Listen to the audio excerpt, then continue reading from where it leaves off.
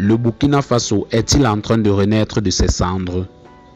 Alors que le pays a longtemps été ravagé par les attaques terroristes, un homme s'est levé avec une seule mission: sauver sa patrie ou mourir en essayant. Si vous croyez en une Afrique forte, libre et souveraine, alors abonnez-vous dès maintenant à cette chaîne pour ne rien rater de ce combat historique. Car ce que vous allez découvrir dans cette vidéo, vous ne le verrez pas sur les grands médias internationaux. Préparez-vous.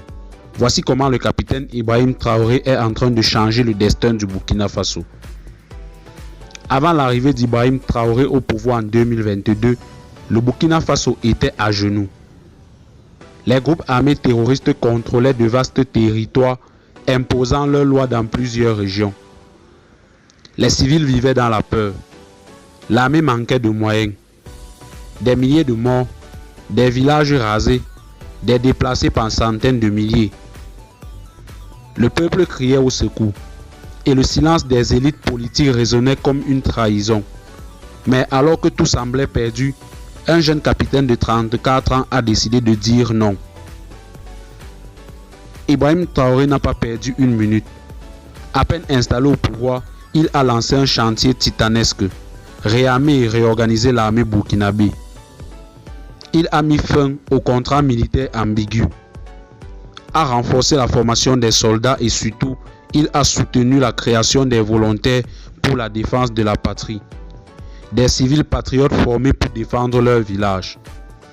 En quelques mois, plus de 90 000 volontaires pour la défense de la patrie ont été recrutés et déployés dans les zones rouges. Une première histoire dans la lutte populaire contre le terrorisme en Afrique. Le président Ibrahim Traoré a fait un choix clair: pas de négociation avec les terroristes. Il a ordonné des offensives militaires dans des zones autrefois perdues. Des bases terroristes ont été détruites, des chefs djihadistes neutralisés, des villages libérés. Et surtout, il a mis fin à la dépendance vis-à-vis des forces étrangères qui opéraient sans résultat concret. C'est une guerre totale, une guerre du peuple pour la souveraineté. Un combat dans lequel chaque Burkinabé est désormais acteur. Et malgré les pertes, le peuple est debout. Mais Ibrahim Traoré ne se limite pas à la guerre, il voit plus loin. Il veut un Burkina Faso souverain économiquement, avec une agriculture locale forte.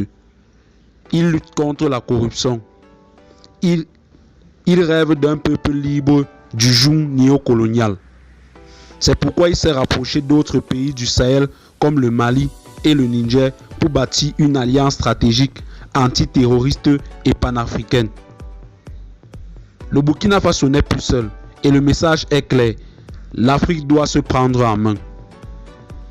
Ce combat n'est pas terminé.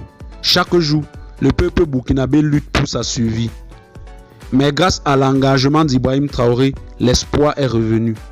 Alors, si vous aussi vous croyez en ce nouveau Burkina, si vous soutenez ce combat pour la liberté, likez cette vidéo, partagez-la massivement et abonnez-vous maintenant pour suivre cette lutte historique pas à pas.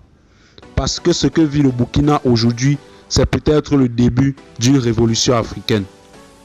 A très bientôt sur Tempête de l'info.